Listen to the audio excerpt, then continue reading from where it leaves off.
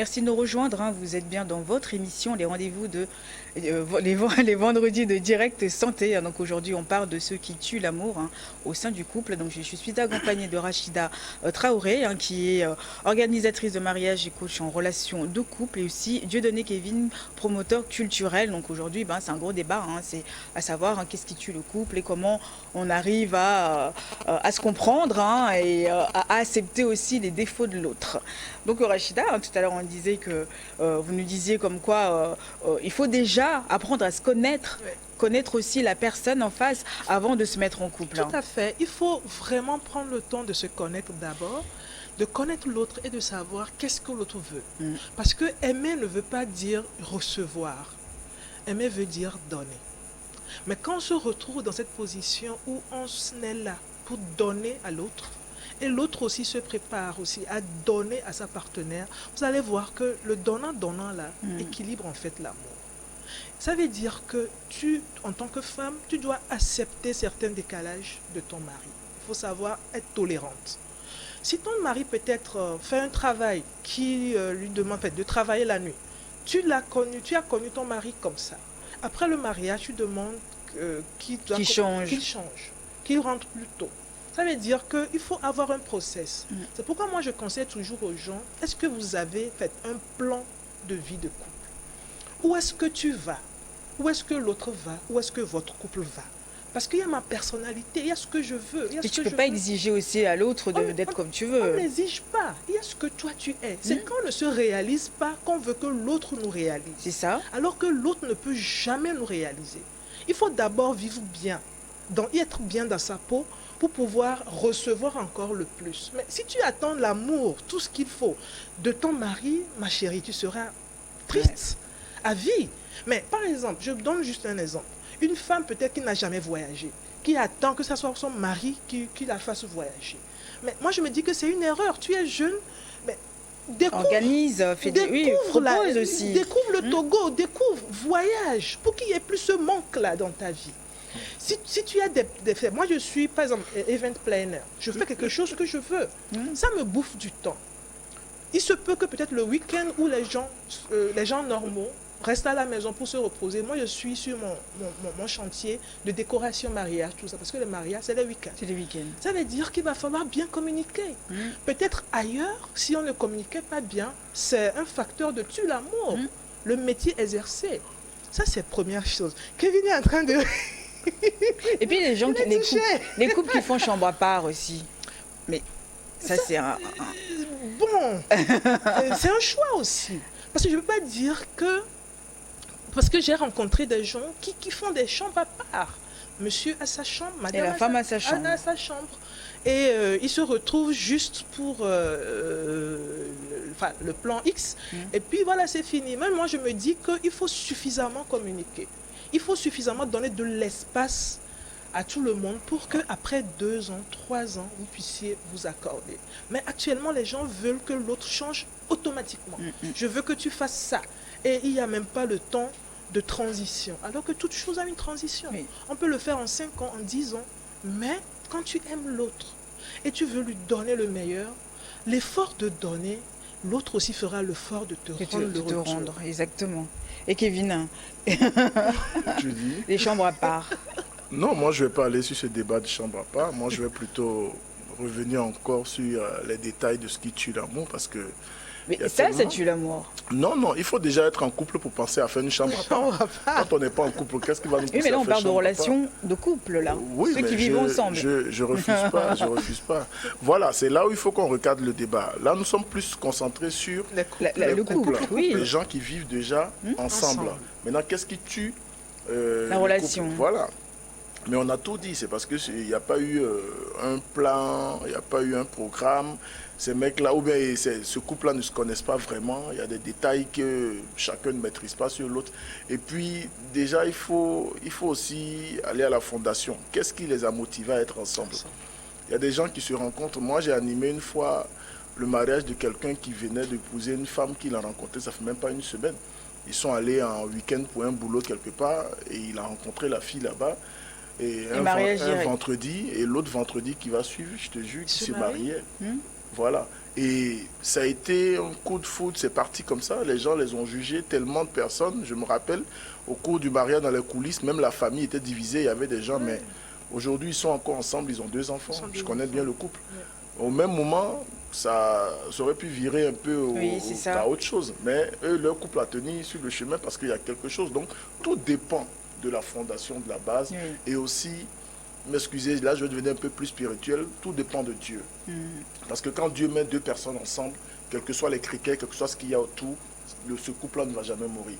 Parfois, Dieu prend une personne à gauche, il prend une autre personne à droite, il dit, bon, moi je vous mets ensemble, je vous fusionne, c'est le croisement de 2 cœurs, et il construit un être que lui-même il va accompagner tout au long de leur processus. Parce que quand on n'a pas Dieu dans sa vie, quand on n'a pas forcément cette bénédiction-là, il y a beaucoup de choses qui tuent l'amour. Tu rencontres une personne avec qui vous êtes en couple. Au moment de vous mettre en couple, le mec était à 500 000 ou 1 million par mois. Vous vous mariez à peine, 2 semaines à peine, ses problèmes commencent. Là, une autre réalité le rattrape. Il y a peut-être toi qui ne fous rien, tu n'as pas de boulot, tu ne fais rien, tu l'as suivi parce que tu as trouvé que c'est un gars qui avait une grosse voiture, il avait cela. La vie de couple commence. Mais les problèmes vont forcément commencer parce que le mec qui t'envoyait tous les week-ends à Accra pour aller manger, vous n'allez plus manger à Accra. C'est toi qui dois faire la nourriture à la maison maintenant. Avant, vous partez de temps en temps à Dubaï une fois par les 2 ou 3 mois. Il va annuler les histoires de Dubaï. Et là, ça devient un manque à gagner pour toi. Tu ne vas plus à Dubaï, tu ne vas plus en week-end. C'est toi avant, vous sortez tous les samedis, vous rentrez dimanche matin, il va te dire, bon, maintenant, comme on est en couple, on ne va plus sortir les dimanches. C'est fini. Et les problèmes commencent là. Il y a déjà un trou qui commence à se creuser dans la maison. Elle se sent malheureuse, elle se sent maltraitée. Et son comportement, la manière avec laquelle elle se comportait avec toi avant le mariage, tout va commencer à changer. Et là, déjà, c'est des choses qui tuent l'amour parce que vous restez là, chacun dans son petit monde, dans son cocon, et chacun développe une certaine quelque chose en antipathie. Et puis, on est là, on dit, sans le savoir, il y a un truc qui se crée comme ça, et puis on se retrouve un matin, quelqu'un ici, l'autre est là, et on se dit, mais à la fin, mais nous faisons quoi ensemble? C'est pas mieux de se séparer. Donc, il y a plusieurs choses. Ceux qui font couple à part, et par exemple, chambre à part, c'est plutôt une raison pour maintenir leur amour. Moi, je connais des gens, j'ai rencontré des couples comme ça, et puis ça, je vous le dis, j'assume.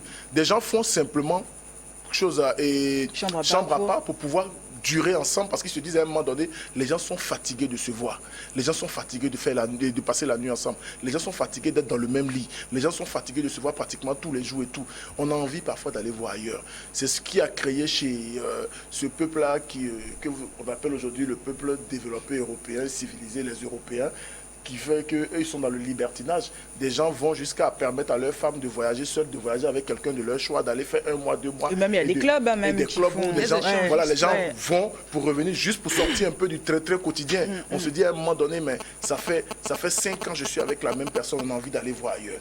Voilà, ça fait 5 ans je suis avec la même personne parce que c'est une personne peut-être qui y a des dégoûts qui s'installent rapidement. Quand tu sais que ton mari est comme ça veut dire que de temps en temps, il faut des breaks. Il faut que ton mari puisse voyager seul. Ou bien il faut que toi, peut-être, tu ailles quelque part.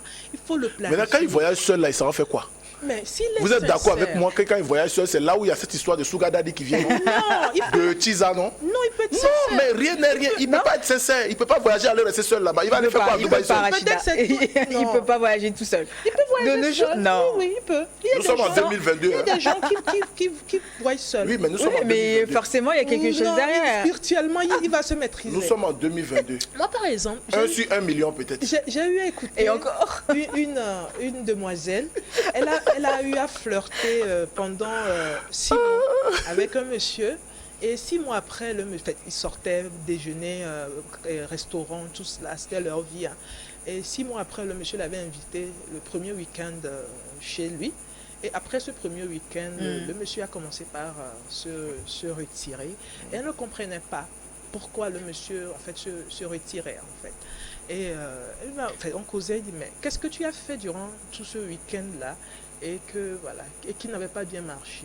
Elle me disait non, elle était revenue le week-end, le samedi là, le monsieur était parti au service, elle était là depuis le matin, le samedi jusqu'à 14h, elle n'a rien préparé. Le monsieur est revenu à 14h, il n'y avait rien. Elle a mangé.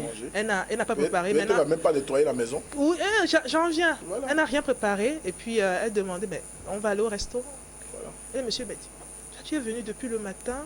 Et tu n'as rien fait et tu dis on va au restaurant. Tu savais que je suis au boulot, tu avais la clé, tout ça, mais tu pouvais faire des courses et me faire quelque chose à manger pour qu'on puisse au moins pour la première fois manger ensemble. Non, au restaurant. Ils sont partis au resto, ils ont mangé, première chose. La nuit, voilà, ils ont passé la nuit, tout ce qu'il faut. Mais la toilette du monsieur, le monsieur n'aime pas la saleté. Le monsieur déteste qu'on fasse du n'importe quoi. Elle a fait du n'importe quoi dans les toilettes. Les carreaux étaient sales, la cuisine était sale, les plats. Après, et ça, c'est un gros dégoût aussi. Le soir, là, il s'était encore sorti pour manger. Mais à midi, le lendemain, dimanche, c'est le monsieur même qui a dû préparer. Madame était couchée parce qu'elle était un peu fatiguée des sports qu'ils ont eu à faire. C'est monsieur qui a préparé. Après, madame n'a même pas fait la vaisselle, rien. Rien. Le dimanche soir, ils sont passés le lundi matin. Elle repart au boulot. Et c'est après que le monsieur lui a dit ça. Et je lui ai dit, mais ma chérie, pose vraiment la question à savoir, même si maintenant ça ne marche pas avec vous, cela ne veut pas dire que la vie s'arrête. Apprends de tes erreurs. Pour pouvoir t'améliorer. Et parfois, des fois, c'est trop tard. Non, mais ils se sont séparés comme ça. Parce que le monsieur a dit, premier week-end en même temps, tu me parles de restaurant. Je sais pas, c'est la base, tu sais préparer, tout ça. Rien du tout. Le dimanche, c'est moi le monsieur qui suis encore parti à la cuisine pour préparer à manger. Madame est Cette couchée. fille-là, qu'est-ce qu'il recherchait chez elle? Ben, le monsieur est à l'aise. Au départ, je pense que qu'au départ, quand il est allé vers cette femme, c'était pour les culs, c'était pour les fesses, vous m'excusez, mais c'est ça. Voilà. Donc, à la fin, maintenant, il veut la juger pourquoi. Voilà. C'est les critères. Moi, je vois des gens qui se mettent en couple juste après avoir parlé sur les réseaux 2, 3 fois, 4 fois, tu vois cette personne-là qui brille, qui fait ça, qui fait des photos, tac, tu la prends, tu la ramènes dans la maison et tu te rends compte après que c'est carrément c'est le contraire. C'est ce que je dis. Pour moi, les réseaux sociaux, nous donnons aux gens ce qu'ils veulent voir. Oui. Est-ce que tu as déjà vu quelqu'un qui a fait une vidéo qui montrait sa bisaie, il est en train de souffrir, il souffre? Non, les gens montrent toujours le côté positif, la belle vie, tout va bien, ça marche. Regarde par exemple ces filles aujourd'hui qui sont dans les avions matin, midi, soit à Dubaï, par-ci, va voir ce qui se passe à Dubaï. À la base, tu te rends compte que c'est des personnes qui viennent de finir une formation, qui n'ont pas encore de boulot, qui n'ont pas encore un travail fixe. Et on se pose la question. Moi, souvent, quand je vois ce genre de photos ou vidéos, je ris et puis je dis derrière mon écran, félicitations aux photographes. Parce que le gars qui est derrière, qui est en train de filmer tout, c'est lui qui finance tout ça à la base. Mais ce genre de personnes, c'est difficile demain de se caser quelque part parce que tu retrouves peut-être un jeune qui t'aime vraiment, mais qui n'a pas les moyens de t'envoyer à Dubaï, qui n'a pas les moyens de te faire voyager tout le temps, d'aller au restaurant. Alors qu'il est sérieux. Voilà. Oui, un autre tue l'amour, c'est ça. Des belles familles qui demandent trop. Parce que des hommes aussi se plaignent. Que à peine je cherche à demander la main, on fait une liste de dots. On me fait une liste, je dois faire ci. Pour la dot, ça, c'est pas un problème. Pour moi, c'est une seule fois. Après, la famille est envahissante. Le visage que tu montres à la famille, c'est cette dot-là qu'on va te donner. Si tu es quelqu'un qui se pointe dans la famille tout le temps avec des bouteilles de mouette, des cartons de pizza, mais on sait qu'une bouteille de mouette coûte peut-être tel prix, des bouteilles de whisky, des trucs, on se dit, mais l'autre gars là, c'est pas ça là qui va lui manquer. Le mec, en une seule soirée, il arrive à la maison, il peut claquer tout à l'heure et 100 000, 200 000 juste pour dire à la famille, bon, prenez ça pour le week-end, mais le jour de la dot, maintenant, vous voulez qu'il va venir donner 15 000 ou 10 000 pour dire c'est une enveloppe. Non, ils vont dire, mais votre gars là, ce gars là, c'est là on réfléchit, on se dit, mais comment on peut plus le plumer? Parce qu'on sait déjà que lui-même, il s'est donné un peu à ce petit jeu. Pour moi, à la fin, si moi je dois conclure, je dirais simplement que les tuiles l'amour, il y a plusieurs. Il y a plusieurs. Et puis, on doit simplement essayer d'écouter notre cœur, de faire ce que nous avons envie, au fond du cœur, pour être nous-mêmes. Parce qu'aujourd'hui, nous avons un vrai problème dans la société. On a l'impression que nous vivons plus pour les autres. Il y a des moments même, parfois, tu veux sortir de ta maison, tu prends cette chemise-là, elle te plaît bien, mais tu commences à imaginer, est-ce que tes collègues au service, qu'est-ce qu'ils vont penser, les gens. Mais tu vas te dire, mais que, si je porte cette chemise-là, si je porte ce pantalon, si je fais ceci, si je fais cela, ce qui fait qu'à la fin, on ne vit plus pour nous-mêmes, nous vivons pour les autres. C'est le même truc dans l'amour. Les gens se retrouvent à faire plaisir aux autres. Vous êtes en couple, si quelque chose ne va pas ici, on ne va pas essayer de trouver peut-être des voies et des solutions. La perfection n'est pas de ce monde.